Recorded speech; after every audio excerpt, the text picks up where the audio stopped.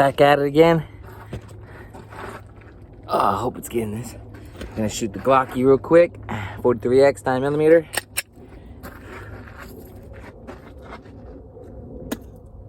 God damn. Fucking PSA.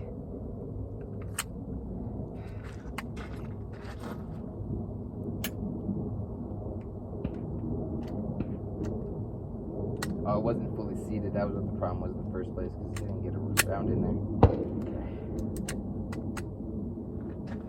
Fucking aftermarket shit, man. Stick with OEM. Alright, cool. Didn't jam. Let's see if we can do a mag down.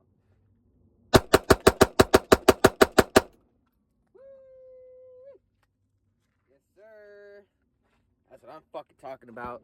That's one good thing I like about fucking PSAs is, what you call it, that, I mean, I've only shot the PSA daggers and owned these mags before I got those.